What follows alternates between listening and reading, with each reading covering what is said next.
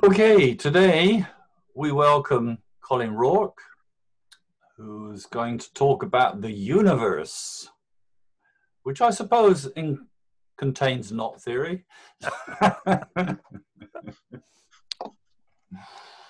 Okay, Carl, off you go. So I just click share screen and go, right? Yeah, I'm Okay, let's see. recording, so. Okay, where are we? This should be right. Okay, so you should be able to see the cover of the book, A New Yeah, Paradigm for the Universe by Colin Rourke. If you can't see it, say so. Can you see it? yeah, we could see.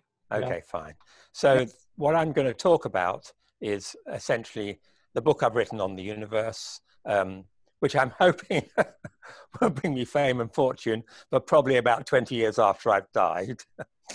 Anyway, okay, so it's called A New Paradigm for the Universe. And let's see if we can get this to work the way it's supposed to. If I click here, it should give me the next screen. These are the coordinates for the book. So I put it everywhere I can free. It's on Google Play, it's on Amazon as Kindle and paperback, and it's on the archive, and it's on my webpage. It says earlier version, but that's to get people to buy the Amazon book version because I get some money. But in fact, it's the same version, not everywhere. I always keep it up to date. Okay, so you don't need to take notes. You can just look at this later. Go to the archive, go to my page.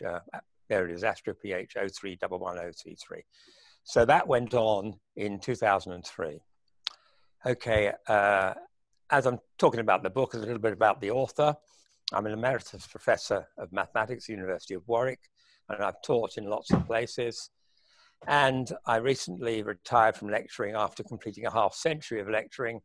I've written papers in PL topology, low dimensional topology, combinatorial group theory, differential topology, and recently, cosmology. I've been collaborating with Robert Mackay, and we got papers on redshift, gamma ray bursts, and natural observer fields. So I think now I've understood the universe completely. I've got answers for all the problems, dark matter, no Big Bang, etc.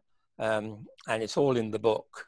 And I'm hoping to sell it to you, and you'll go out and go around saying it's fantastic, and everybody will buy the book. But we'll see.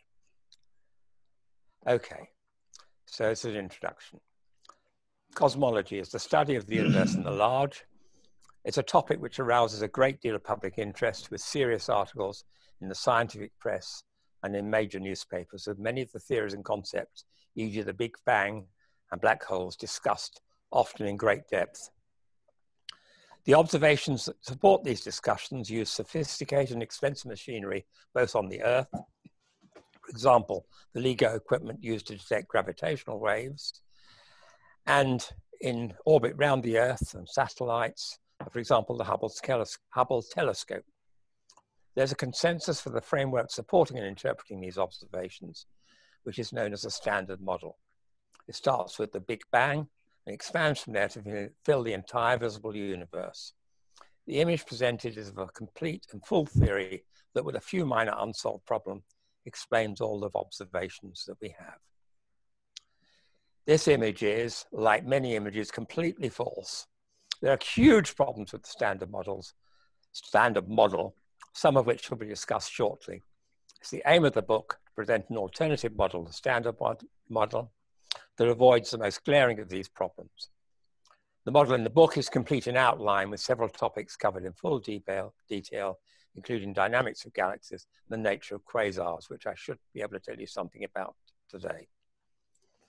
There are two major philosophical problems with the standard model. First, it's based directly on Einstein's theory of general relativity, EGR, which does not satisfy Mach's principle in general. This principle centers around the philosophically compelling idea that the concept of acceleration or rotation must be connected to the main distant matter in the universe. Rotation is the simplest thing to think about.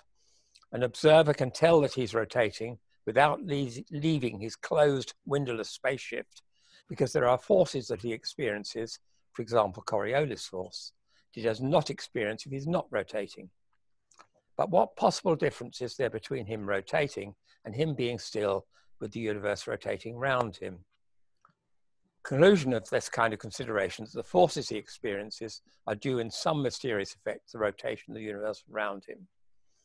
These considerations have passed into general circulation as Mach's principle, which is usually summarized as stating that the local concept of inertial frame. Inertial frame is a frame in which there's no acceleration or rotation, and all dynamical theories have inertial frames, for example, general relativity, special relativity, and so on. That the local concept of inertial frame is correlated with the distribution of matter and motion of all the matter in the universe. Any theory which aims to accurately describe the universe must have such property in some form. Einstein's general relativity as does not.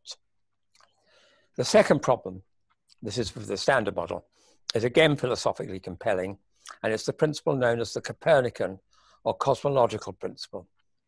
This is the principle that no particular location should be special. There's no center to the universe, no fingers of God. This should also be true of time as well as space. There should be no special times. We should not live in a special time any more than we live in a special place.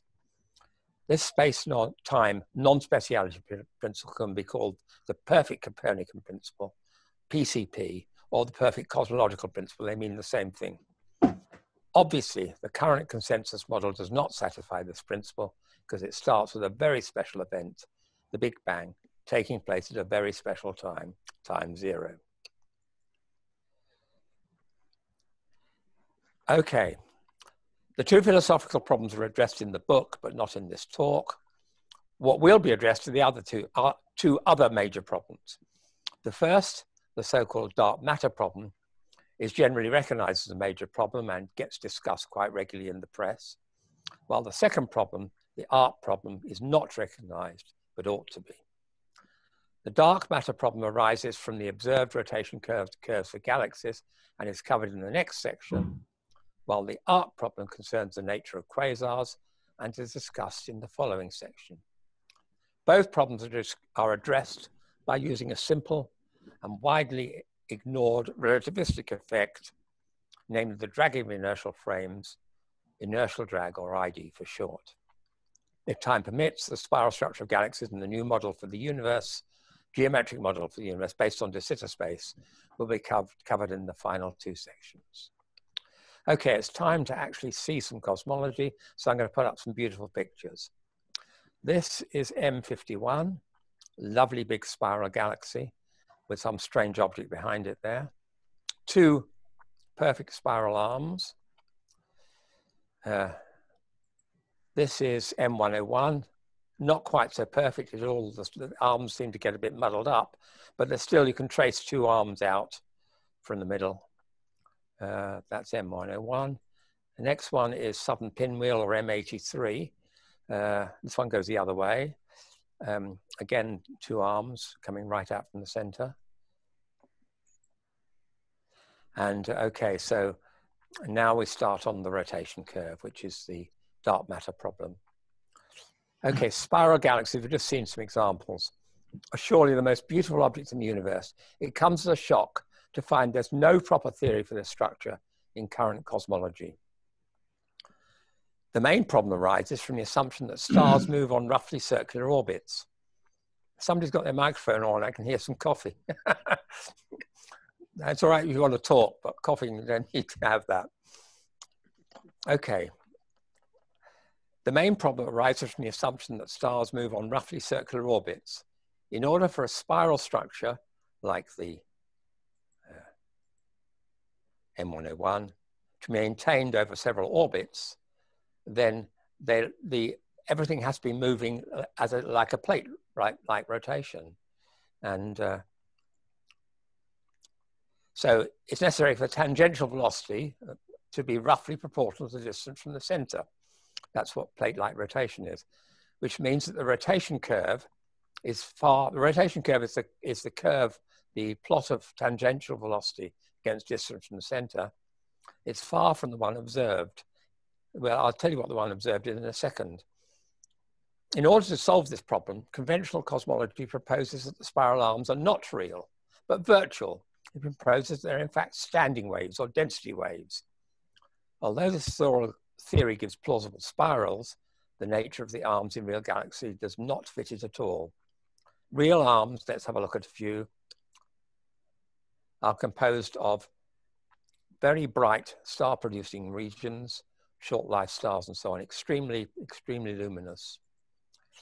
And, and there's no picture of anything that there might be a density wave in. So although this theory gives plausible spirals, the nature of the arms in real galaxies does not fit it. Real arms are composed of a spiral curve of intense star-producing regions and associated high luminosity, short-life stars. There's no trace of the orbits that are supposed to form the density wave outside the actual spiral arm. Okay, so here's the density wave theory, reproduced from the Wikipedia. So these are supposed to be the orbits of stars, and they just come closer together in certain places, and you get this virtual spiral arm. Okay, so now I'll tell you what the rotation curve is. The rotation curve is the plot of the tangential velocity of stars in the galaxy. That's not the inward or outward velocity, but the velocity around the center, v, against distance from the center, r. It typically comprises two approximately straight lines with a short transition region between them. First line passes through the origin. In other words, rotation near the center has constant angular velocity, plate-like rotation. The second is horizontal. In other words, the tangential velocity is asymptotically constant. Furthermore, observations show that the horizontal straight line section of the rotation curve extends far outside the limits of the main visible parts of galaxies. The actual velocity is constant within less than an order of magnitude over all galaxies, typically between 100 and 300 kilometers per second. Okay, so here's a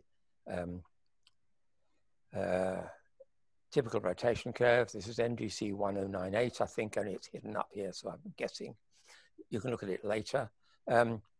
So you've got this straight line from the origin, and you've got this horizontal straight line.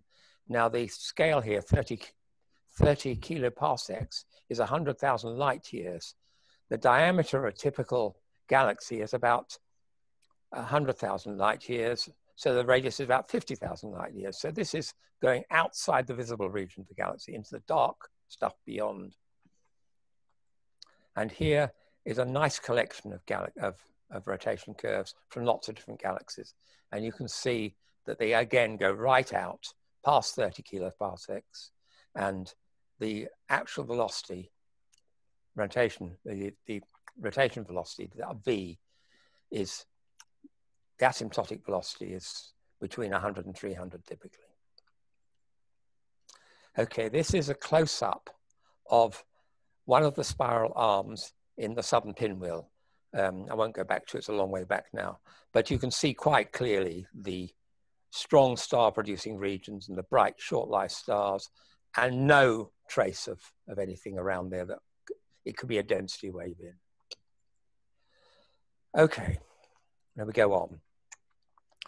Galactic rotation curves are so characteristic and so simple to describe, there must be some strong structural reason for them. They're very far indeed from the curve obtained with a standard Keplerian model, in other words, using Newtonian mechanics. Keplerian model of rotation under any reasonable mass distribution.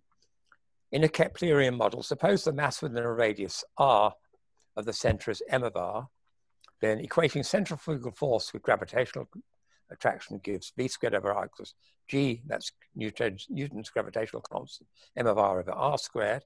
So if v is asymptotically constant, then mr is asymptotically equal to a constant times r and tends to infinity with r. So the actual mass goes to infinity and it's going right out. So it does seem very implausible. Nevertheless, in spite of the huge mass needed, a Keplerian model is exactly what is assumed in current cosmology theory. To square the circle, the current theory hypothesizes the existence of a huge amount of matter. Since this matter is not observed, it's called dark. It needs to be distributed in precisely the right way to make the Keplerian rotation fit the rotation curve. And this is extremely implausible for several reasons. First, we've just seen that its quantity is huge and tends to infinity. Second, it's unreasonable to suppose that exactly the right distribution of dark matter happened by condensation for every galaxy. And thirdly, the final arrangement with most of the matter on the outside is dynamically unstable. For stability in a rotating system, such as the solar system or Saturn's disks, there must be a strong central mass to hold it together. Failing this, the system will tend to condense into smaller systems. Finally, despite the best efforts expended in the search, nor hair nor hide of dark matter has been found to date. Okay, so now I'm going to explain how to get the rotation curve without using dark matter. So that's the first section, and it's starting now. And instead of dark matter, I'm using a geometrical hypothesis called inertial drag. Okay, so the idea, this is a sort of a bit of Mach's principle, not the full Mach's principle. The idea is that rotating masses should drag inertial frames with them. Now, inertial drag or dragging the inertial frames is a property of general relativity, but it doesn't have quite the right properties for what we want. We want this one. This was discussed in Sharma's principle, Dennis Sharma, who later recanted and said it was all rubbish. I've been told that by referees. Never mind. Okay, so what the weak Sharma principle, it's weak because it only applies to one mass. A mass m at distance r from a point P rotating with angular velocity omega contributes a rotation km omega over r to the inertial frame at P, where k is a constant. Well, k is actually, can be assumed to be 1, we'll see.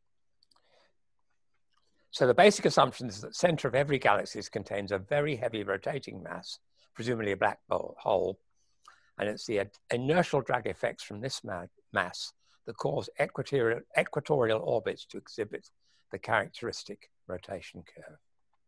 Okay, let me just quickly flick back to find a galaxy. See if I can find M101. It's M10. Sorry, M51. It's so beautiful. Okay, so you've got in here, you've got something very, very heavy rotating, obviously rotating this way, and this stuff is coming out, being chucked out from the center, and forms these spiral arms. I think I'm hearing people go away. Let's have a look. See if we can, I don't know. I can't get the screen where it shows how many participants there are. Never mind, forget it. Just carry on regardless. Okay, so you can imagine this heavy rotating mass rotating and pulling these spiral arms with them.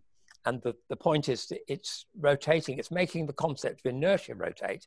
So these spiral arms that look curved to us are in fact straight, or they may be straight in the actual inertial frame. Okay, let's go forward again to where we were.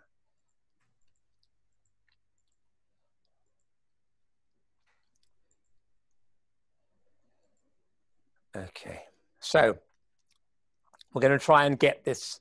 I'm going to actually prove, or attempt to prove, if I've got time, I've already used 20 minutes, to prove that this inertial drag principle, this Sharma principle, actually gives you a flat, gives the observed rotation curve. So fixing notation, let's have a central mass, capital M, at the origin in 3 space, rotating in the right-hand sense about the z-axis. If I stop moving the mouse around, that lump at the bottom will go, that's it. Assume that there's a flat background space-time away from M with sufficiently fixed masses at a large distance to establish a non-rotating inertial frame near the origin if the effect of M is ignored. Let P be a point in the equatorial plane, the XY plane, at distance r from the origin. The rotation of the inertial frame at P is given by adding the contribution from M to contribution from distance masses. So it's rotating coherently with the rotation of M by the average of omega naught, that's the speed at which M's rotating, weighted Km over R, and 0 for the fixed masses, weighted C, say. And you can normalize it so that C is equal to 1. In other words, if it's the same as replacing K over C by K.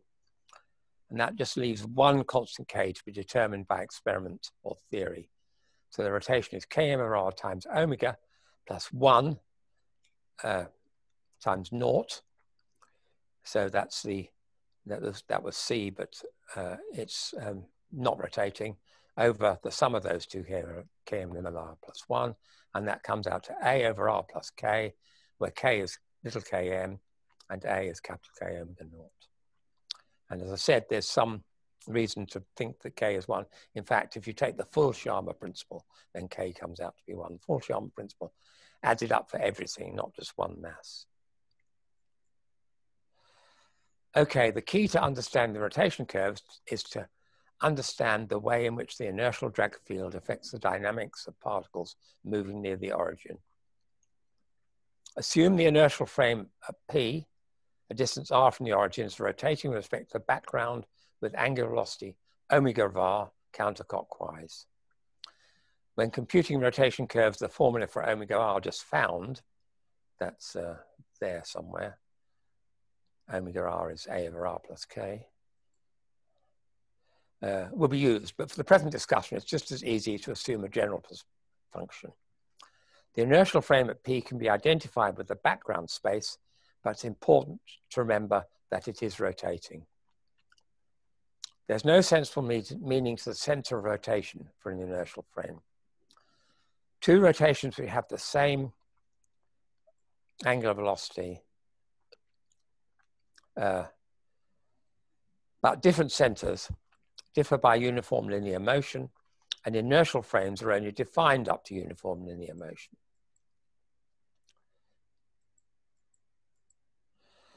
Thus, it can be assumed for simplicity that all the rotations have center at the origin. So the inertial frames can be pictured as layered transparent sheets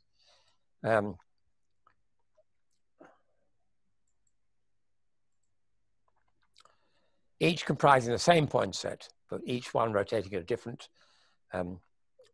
velocity about the origin. Each sheet corresponds to a particular value of r. Okay. So you've got to be very clear about the sorry, I'm losing my ability to read clearly, about the nature of motion in one of these frames. A particle moving with a frame, in other words, one stationary in that frame, has no inertial velocity, and the velocity is called rotational. In general, if a particle has velocity v measured in the background space, then v is its rotational velocity plus its inertial velocity. Rotational velocity is the velocity due to the rotation of the local inertial frame, and v inert is the inertial velocity, which is the same as the velocity measured in the local inertial frame. So v rot is w omega r directed along the tangent. Inertial velocity corresponds to the usual Newtonian concepts of centrifugal force and conservation of angular momentum, though these aren't, centrifugal force and angular momentum are not relativistic concepts. It's just convenient to talk like this. Okay. As a particle moves in the equatorial plane, it moves between these rotating sheets. So the rotation about the origin, which is rotational in one sheet, becomes partially inertial in a nearby sheet. Suppose for definiteness that omega of r is a decreasing function of r, and consider a particle moving away from the origin and at the same time rotating counterclockwise about the origin. The particle will appear to be rotated by the sheet that it's in, and this causes a tangential acceleration. This acceleration is called the slingshot effect because of the analogy with the familiar effect of releasing an object swinging on a string. But at the same time, the particle is moving to a sheet where the rotation due to inertial drag is decreased, and hence part of the tangential velocity becomes inertial and is affected by the conservation of angular momentum, which tends to decrease angular velocity. These two effects balance each other out, and this explains the flat asymptotic behavior. Okay, so here's the calculation. So let v be the tangential velocity of the particle in the direction of omega, then the slingshot effect causing acceleration dv by dr equals omega of r. A conservation of angular momentum that operates in the inertial part of v, namely v minus r omega r, causes a deceleration, v minus r omega var over r, or an acceleration dv by dr equals omega r minus v over r. And adding the effects, we get this relation, which I call the fundamental relation. dv by dr is 2 omega minus v over r. Given v as a function of r, this can be solved, give v as a function, sorry, given omega as a function of r, this can be solved to give v as a function of omega of r. Sorry, I'm getting tongue-tied. Rewrite it as r dv by dr plus v equals 2 omega r. The left-hand side is d by dr of rv, and the general solution is therefore, sorry, I'm trying to get this off the blob. Never mind. V equals 1 over r, integral 2 omega r dr plus a constant. So you can get any prescribed differential rotation curve by making a suitable choice of continuous omega. We're interested in solutions which, like the observed rotation curves, are asymptotically constant, and in spectrum 3, that's this equation here. You can see that this happens precisely when integral of 2 omega r is also asymptotically equal to qr for some constant q. But this happens precisely when 2 omega is asymptotically equal to q over r. So let me just put that up so you can see that. Okay, for this to be constant, this has to come out to be something times r. And so omega has to get rid of the r. So omega has to be something over r. So this happens precisely when omega is asymptotically equal to something over r. So you get the following result. Equatorial geodesics have tangential velocity asymptotically equal to a constant q. In other words, they're like rotation curves, if and only if this inertial drag drops off like 1 over r. So that's the reason for the inertial drag dropping off like 1 over r being the thing that you actually want to home in on. This is what Sciama assumed, and there are lots of good reasons for it. But I won't go into them now. You can have a look and read the book. There's lots, it's all discussed there. Okay, so now we can go ahead and actually do a little bit of calculation. So we've got omega xa over r plus k, which is the value that we found. And then v equals 1 over r, integral that, and blah, blah, blah. So you actually get a formula for the tangential velocity in terms of r. There it is. So c is a constant that depends on initial conditions. For a particle ejected from the center with v equals r omega naught for r small, c is 0. And for general in initial conditions, there's a contribution which does not affect the behavior for large r. For the solution with c equals naught, there are two asymptotes. They're the, well, I'll show you in a minute. For r small, v is roughly r omega naught, and the rough curve is roughly a straight line through the origin. And for r large, the curve approaches the horizontal line, v equals 2a. Okay, here's some plots for different values of the parameters. Selection rotation curves in the model. And I did this to try and reproduce that picture from that paper written by a load of, I don't know who they were, but there it is. Not a very good reproduction, but it's sort of get the same feeling of what's going on. The point is that any observation for a galaxy is observing lots and lots of different particles, whereas what I'm modeling here is one particle.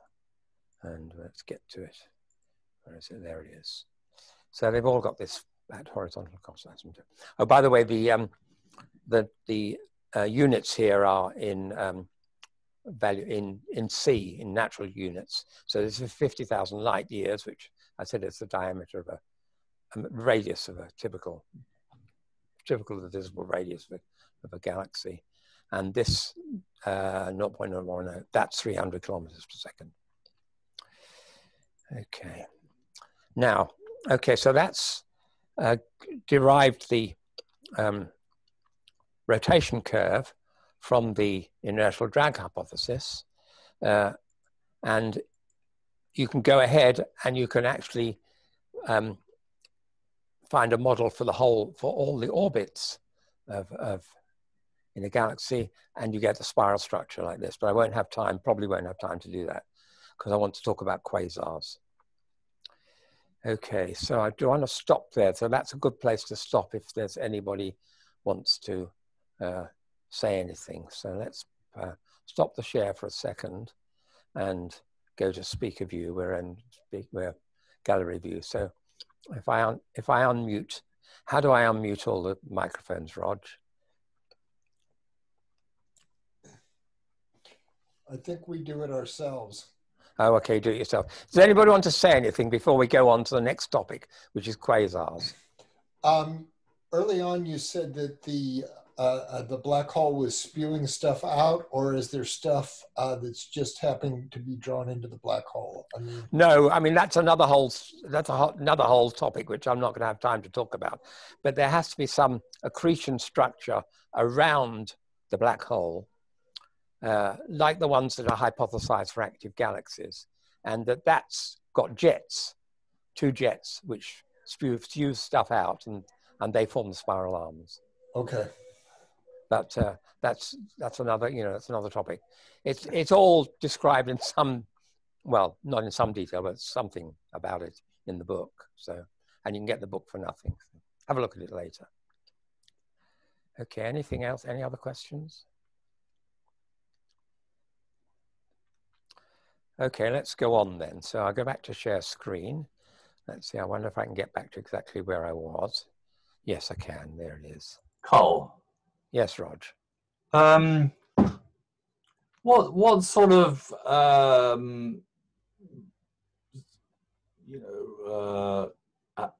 reception have you got for these ideas? None at all. Right. I've sent it to respectable journals, and I've sent it to respectable cosmologists, and apart from a few friends, yeah, I've had no serious interaction. I have actually, the latest paper that I sent to the Proceedings of the Royal Society. Let's stop the share while we're chatting.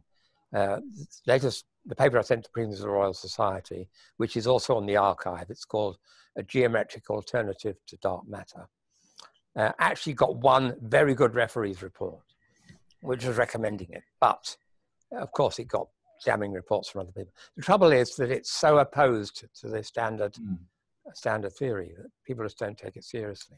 People in the subject. It's good that you decided to write a book. Well, I wrote the book because I just wanted everything down there and out there. So, and I'll just put it everywhere so it'll survive me. That's the idea. And your book is available in Kindle now. Is that true? That is true. Yes. Okay, good. But you don't have to go to Kindle. Just go to the archive and pick up a PDF file for nothing. Okay. Yeah, the Kindle is just a conversion to PDF file. Okay. So the Kindle version is for people who are dumb enough to pay me some money, or pay Amazon some money. If you want the paperback, though, Amazon do a good job of producing a nice paperback. Okay, do you want to go on and talk about quasars? Yeah? Right, we're going on then. Yes. Okay, so should go back to the spiral picture. Yes, it has. Okay, can everybody see a spiral? No? No, have got your microphones on? Yes, yes. Okay. Yeah. It's fair. It's fair. It's fair. There is something about this spiral because the blue one seems to be getting nearer to the red one, or is that? Yeah, they do. It is. That's what the model does. I'm not sure whether real galaxies do that. Let's have a look. No. Let's go back and look at some real galaxies. Trouble is, I should have them so I can get to them quickly. I think that they do get well. That one doesn't, but they do get closer to each other. I think they do. I think they do. I think it's pretty accurate. Well, the trouble is, by the time you get out here, there's going to be other influences from other gravitational fields around, other galaxies, inertial drag fields from them, and so on. So you can't expect the control from the central black hole to extend, too far out. Anyway, let's go on and talk about quasars, because that's a very interesting topic. One very dear to my heart. Done a lot of work on it. Okay, so let's get to there. Okay. Quasars. Okay, so this is the Google definition of a quasar. It's a massive and extremely remote celestial object emitting exceptionally large amounts of energy, which typically has a star-like image in a telescope. It has been suggested that quasars contain massive black holes and may represent a stage in the evolution of some galaxies. Okay, that's in 2017. I have to date it because sooner or later, the real theory will get through and then I'll change it. Okay, but maybe not for 20 years. Go on. Okay, so here's some history. They were first observed in the 1960s. Through a telescope, they appear to be stars, but they have strange features not shared by ordinary stars. They have spectra which often appear to be hugely redshifted, and they vary irregularly with timescales that range from hours to months. Early in the study of quasars, a heated controversy raged about these huge redshifts. Are they cosmological due to the expansion of the universe, or are they gravitational due to the near presence of a massive object, e.g. a black hole? The cosmological explanation implies that quasars with large shifts are extremely distant objects with truly phenomenal power outputs, which are very hard to explain. By contrast, the gravitational explanation allows the possibility that they're modest-sized objects, not too distant, and easily modeled power outputs. As can be seen from the Google definition, the cosmological explanation is the currently accepted one. This is despite, if I can get to you so you can read this, I wanted the picture as well. This is despite some incontrovertible evidence in the form of observations of Halton Arp and others. That's referenced in the book. Sorry, I've just picked stuff out of the book and not edited it very carefully. That quasars are often closely associated with galaxies, with a redshift for the quasars significantly higher than for the associated galaxies. A striking example, which is reproduced in this picture here. Now, in the next slide, I've zoomed in on the picture. So what you've got here is a galaxy, NGC 7603, and a companion galaxy, NGC 7603b.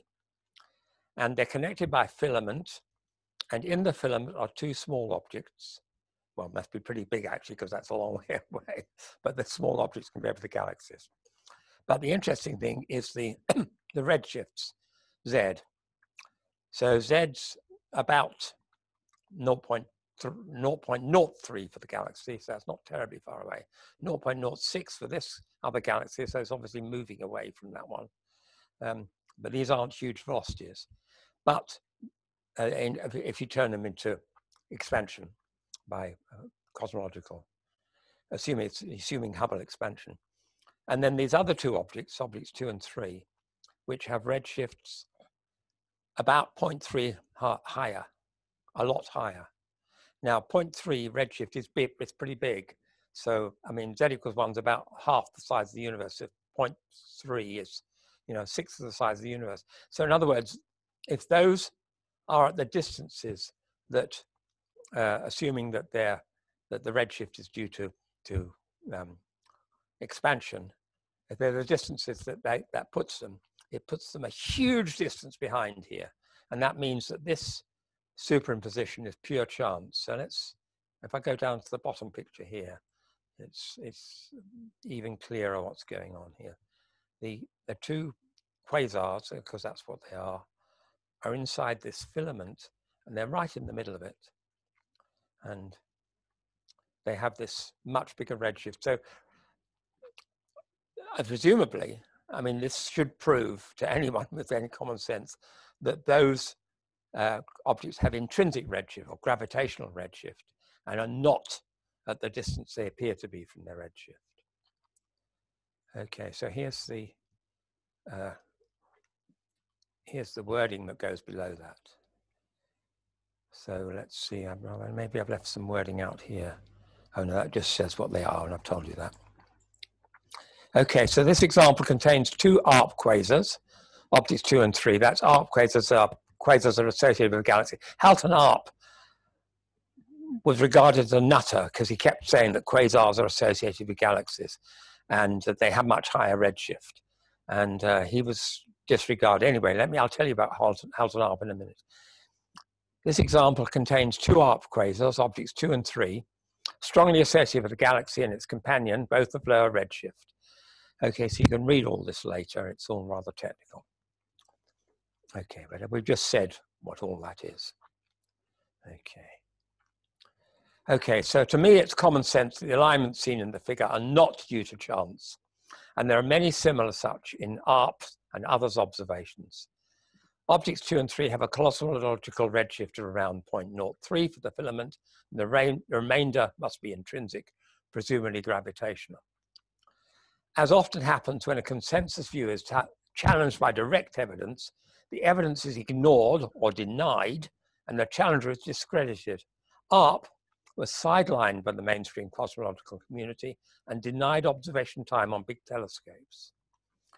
One of my aims in writing this book is to rehabilitate ARP's reputation. Anyway, the purpose of this section is to explain how the same inertial drag phenomenon used in the last section to model rotation curves can be used to restore a sensible explanation of these observations and to establish a simple model for quasars with a modest power output that explains all the observations. Okay. Right. So why do people think that the redshift in quasars is cosmological and not gravitational? It comes from consideration of angular momentum. Assume that a quasar contains a large central mass, presumably a black hole, and the energy of production is due to accretion from the surrounding medium. Particles fall into the gravitational well of the central mass, and gravitational energy is released. Now, given a small but very heavy object, a particle approaching it with a small tangential velocity, I'm going to try and do something clever now and go to the screen where you can draw on it. And so to illustrate this, but it's probably going to go very badly wrong, but we'll see what happens. Anyway, let me read this slide first. So given a small but very heavy object, a particle approaching it with a small tangential velocity will have its tangential velocity magnified by conservation of angular momentum, and there'll be a radius of closest approach. Very unlikely to actually fall into the central gravitational well. And the same thing happens to the full flow of infalling matter from surrounding medium, which typically have a non-zero angular momentum around the black hole. This gives an obstruction to accretion, which was found not long after quasars was discovered, and it led to the subject being dominated by the theory of accretion disks. Let me see if I can draw a picture for you of that. Let's see if I share screen and go to whiteboard. Come on, whiteboard. Come up, whiteboard. Here it comes. Okay, let's try and see if I can get anything to work. It worked sort of before. Okay, so here's a heavy mass in the middle here. And here's a particle coming in. And it's just coming in somewhere. As it gets there, because it's not aiming straight at it, it goes faster and faster and faster, whizzes round and goes zooming off. So it's a parabola. And another particle with a small amount of thing will do the same. Okay, right. Was it worth losing the share to do that? Anyway, let's get back to where we were. So stop share and share again and try again. See if I can get back to, that's it. Where we were. Okay, we've gone back. Okay, that wasn't too dreadful. Okay, so subjects are dominated by the theory of accretion disks. The idea is that since infalling matter cannot flow smoothly into the central black hole, it must typically settle into a rotating structure of some kind, which is called, whatever its actual shape, an accretion disk. And you see these pictures in all these popular pictures of black holes, this disk around it. That's an accretion disk. The interaction between infalling matter and this structure allows energy to be reduced. Consequence of this is that redshift, which is frequently observed in quasar radiation, and is generally believed to be cosmological and not gravitational. If the observed rotation comes from an accretion disk, then the redshift is caused by the gravitational field of the nearby black hole. Then because the disk varies in its distance from the black hole over extent, the spectral lines will be wide, phenomenon known as redshift gradient, not the narrow lines that are actually observed. So it's not coming from an accretion disk. So this in turn implies that the universe has varied in its constitution over the observable past. As remarked above, a quasar with a large cosmological redshift must be a massive object with a huge energy output. But there are no observations of huge sources of energy close to us, like these supposed near the Big Bang. This provides strong supporting evidence of the Big Bang theory, which entails a continuous change in the constitution of the universe. A steady state model cannot contain a Big Bang, and it was considerations like these that caused Fred Hoyle to abandon his continuous creation model, which is fully Copernican in both space and time.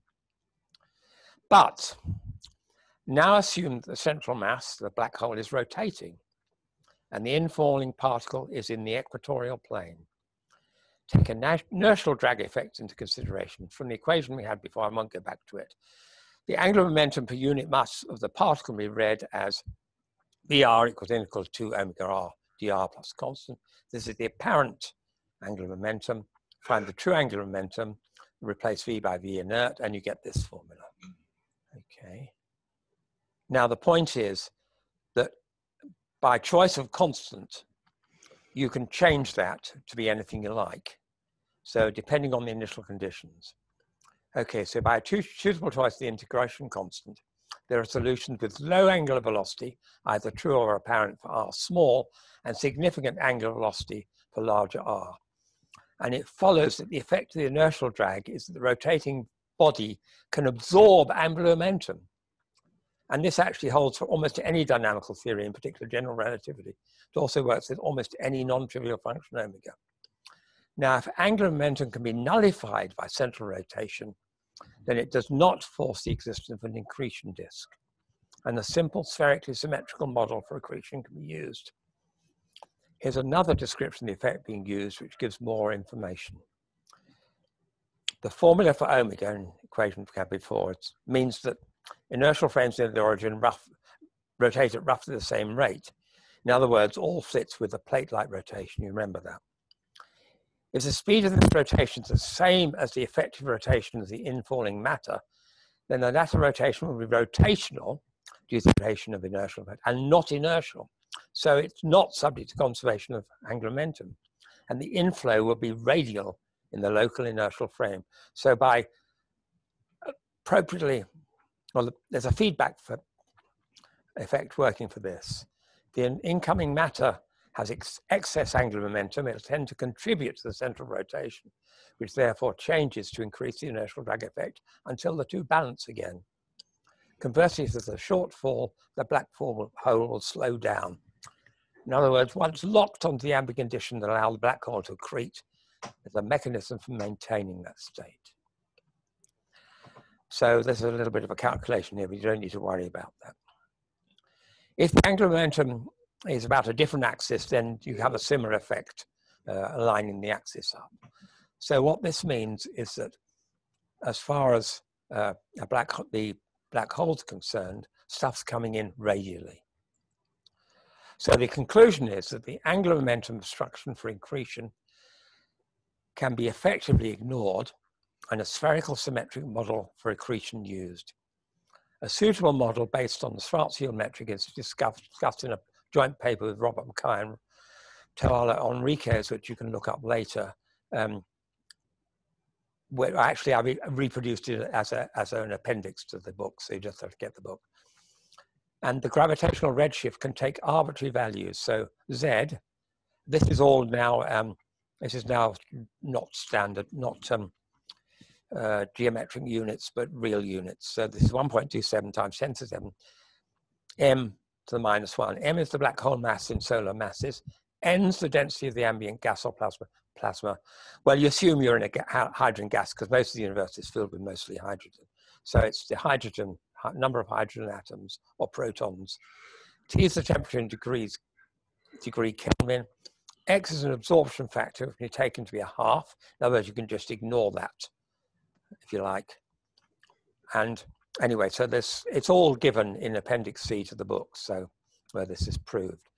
So one important point to note is that the black hole mass appears inverted, so that the smaller, this is intuitively highly implausible, the smaller the mass. Spelling mistake, Colin.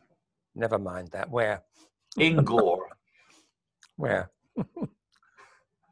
Sorry? Where Just are we? over halfway down, i.e. Ingor. Oh, ignore. Okay, Rod. You know, you can know how to do with that, don't you? Ignore it. Okay, so the black hole mass appears inverted. So the heavier the mass, the smaller the redshift, other things being equal. The smaller the mass, the bigger the redshift. So very small black holes have enormous redshifts. So there's one very close to us here. It's called Sagittarius A star. It has, and if you look in the book and you look up the data for it, it has a really huge redshift. Anyway, Art was a fantastically good observer, and he actually directly observed that the redshift decreases for black hole mass. And so, you know, of course, he didn't have any of this physics here, and he invented some fantasy physics to explain it. And this is why he got a reputation as a nutter. Anyway, I'll stop there. I could talk all day, and you can read some more. In other words, I need some time for more talks, for more questions. Okay, so let's go. Stop share and go to gallery view. Here we are. Okay, so we can chat now. Oh, thanks, Colin.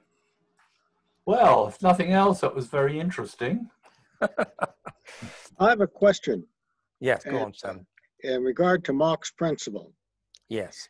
Suppose the universe consists of two large heavy objects, let's say balls, iron balls. Yes. On one iron ball is Alice, on the other iron ball is Bob. Yeah, Alice and Bob, yes. The balls are rotating with respect to each other. Yes. What forces do Alice and Bob feel? God knows. I've never thought of this. If you can figure that out, I'd like to know the answer. What kind of rotation are you talking about, Sam?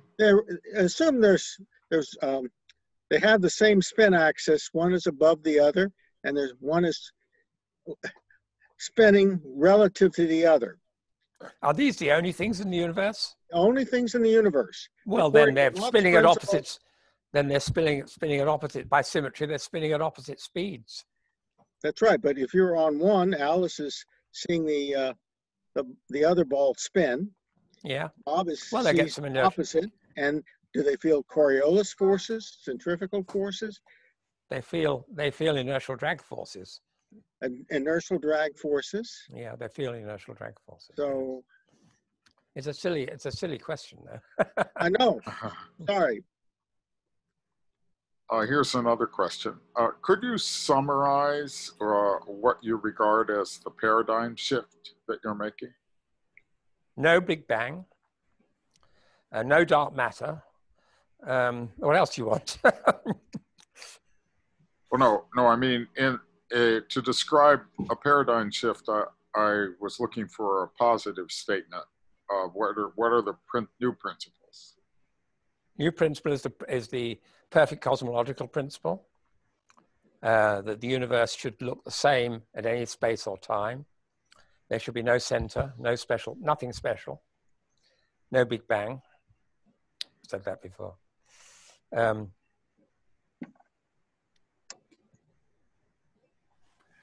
Colin, does that imply that this is a steady state model of the universe? Yes, it's steady, but it's not static. Sure. It's based on de Sitter space. De Sitter space is the wonderful symmetrical space discovered very early on in the history of relativity. Unfortunately, de Sitter gave a very, very bad metric for it, and it obscured the symmetry. And that mathematician, that'll do, Hermann Weyl, who was very influential, suggested to cosmologists that stuff shouldn't just appear out of nowhere, that it should always have been visible. And what that does is it throws away half of de Sitter space. You only get the expansion, you don't get the contraction. So de Sitter space is this wonderful symmetrical thing. It's got expansion built in and contraction built in. And the expansion is what we see as the redshift, as the Hubble expansion. But there's contraction as well. But we don't see very much of that because it's so much, because we see the expanded things for an infinite amount of time, but not the contracted things. We have seen them only very shortly. Gamma ray bursts, for example, of something coming in. So that's another paper. Does that change our understanding of the shape of the universe?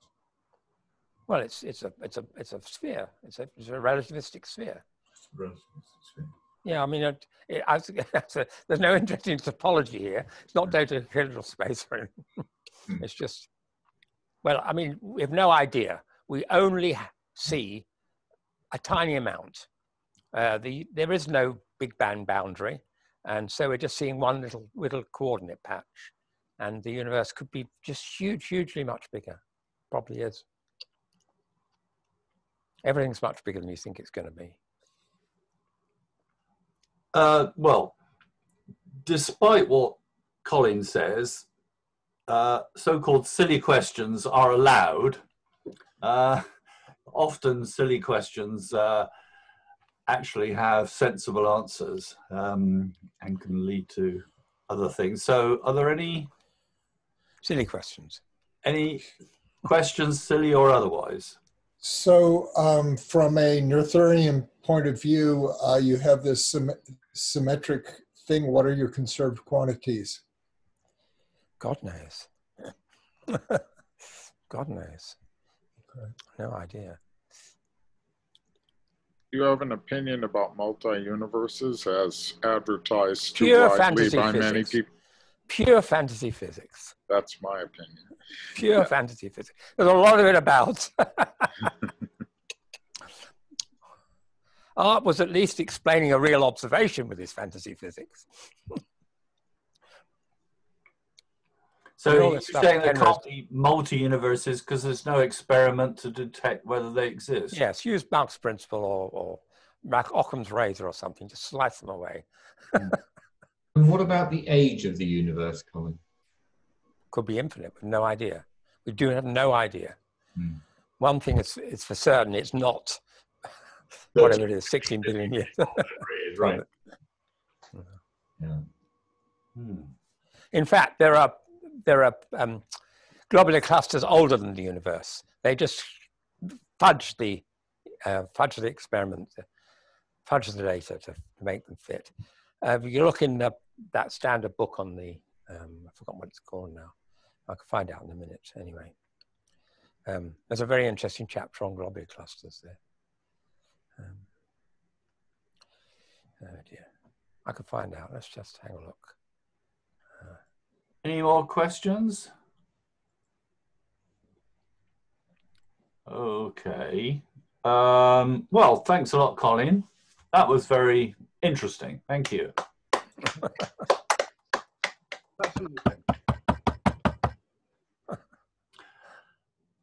Lou, do you want to say anything? Are you going to talk on Tuesday? I am talking on Tuesday, yes. Yeah. I'll be talking about more about virtual knots and then transiting to quantum homology and quantum homology for virtual knots. Okay. Right. And of course, it's open for anybody else who wants to give a talk.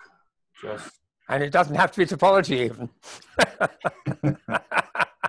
Let alone knot theory. Just contact me and Lou. We are very Catholic in our tastes. Okay, well, I'll stop recording now and see you all next Tuesday.